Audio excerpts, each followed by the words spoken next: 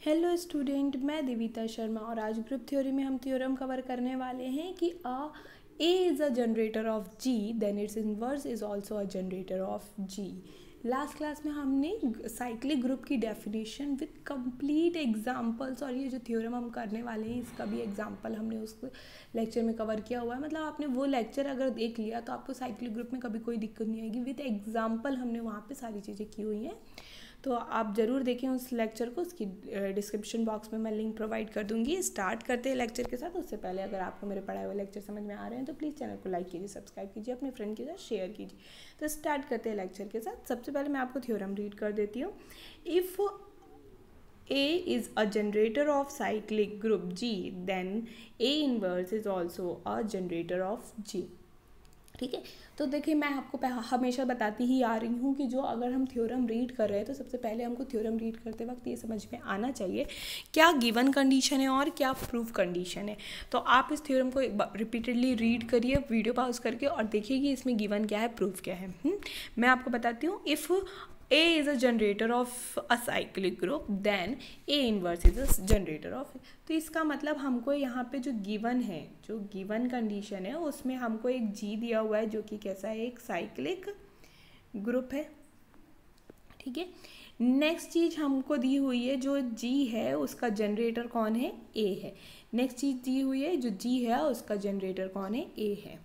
ठीक है, अब मैंने आपको बताया अगर आपको गिवन पता चला है तो आपको सबसे पहले गिवन में जो टर्मिनोलॉजीज यूज़ हो रही है उनकी डेफिनेशन प्रॉपर्टी पता होनी चाहिए। तो यहाँ हम क्या यूज़ कर रहे हैं, साइक्लिक ग्रुप, और हमको जनरेटर भी गिवन है ए। इसका मतलब है जो जी के जितने भी एलिमेंट हैं वो ए की इंटीग्रल पावर में दिखाए जा रहे होंगे। मतलब ए की पावर 0, ए की पावर 1, ए की पावर 2, ए की पावर 3 डॉट डॉट डॉट जितने एलिमेंट है उसके अकॉर्डिंग। तो कहने का मतलब ये है कि अगर कोई साइक्लिक ग्रुप है तो उसके element integral power of generator दिखाए जाते हैं। यहाँ से हमको ये चीज़ समझ में आई, ये गिवन था हमारा।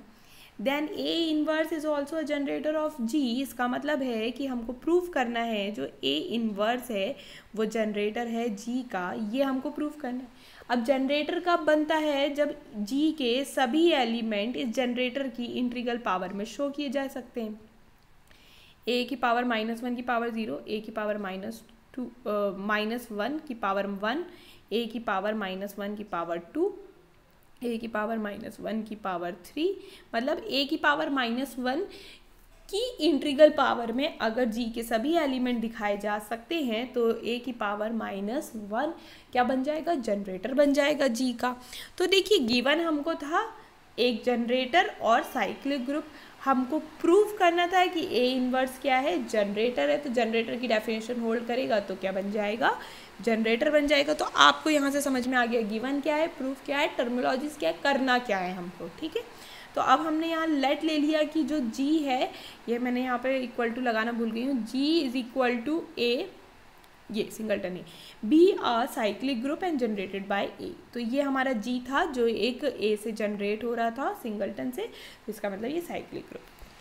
अब जो जी साइक्लिक है इसका मतलब है कि ए की पावर आर टाइप के एलिमेंट जी के अंदर आ रहे होंगे जहाँ आर कोई इंटीजर है। हमने बताया अगर ए एक जनरेटर है तो ए की पावर 0, ए की पावर 1, ए की पावर 2 पे ही इसके एलिमेंट शो किए जाते हैं। ठीक है, यह हमने वो फर्स्ट वाला जो लेक्चर था जहाँ पे हमने साइक्लिक ग्रुप की डेफिनेशन लिखी थी, वहाँ with example fourth root of unity last में हमने कवर किया हुआ है। तो फोर्थ रूट ऑफ यूनिटी के साथ देखा था कैसे यहाँ इंटीग्रल पावर पे दिखते हैं एलिमेंट, है ना। क्योंकि हर बार हम पावर में तो लिखेंगे नहीं, एलिमेंट तो अलग ही अलग होते हैं, बट फिर भी कैसे दिखते हैं, कैसे हम कह सकते हैं कि ये इंटीग्रल पावर में होते हैं, तो वो हमने वहाँ देखा था। तो वो चीज़ हमको पता चली कि ए की पावर आर टाइप के ही एलिमेंट जी के अंदर होंगे जहाँ आर कोई इंटीजर होगा। अब ए की पावर आर टाइप के एलिमेंट तो हो गए। अब ए की पावर आर को हम कैसे लिख सकते हैं, ए की पावर -1 की पावर -r, इस तरीके से लिख सकते हैं। कोई भी फर्क नहीं पड़ेगा, ये माइनस माइनस प्लस हो जाएगा तो ए की पावर आर दे देगा। तो इस तरीके से कोई इक्वेशन में इक्वेशन हमारी होल्ड होती रहेगी, इक्वालिटी होल्ड होती रहेगी। तो हमने लिख दिया ए की power R is equal to A की पावर -1 की पावर -r। अब देखिए कि ए की पावर -1 की पावर -r ये भी एक इंटीजर है, ये जो -r है ये भी एक इंटीजर है। क्यों, क्योंकि हमारा जो r है वो इंटीजर है, और अगर r इंटीजर है तो -r भी इंटीजर होगा। लाइक अगर -1 है r इज इक्वल टू -1 है तो -r इज इक्वल टू में +1 हो जाए।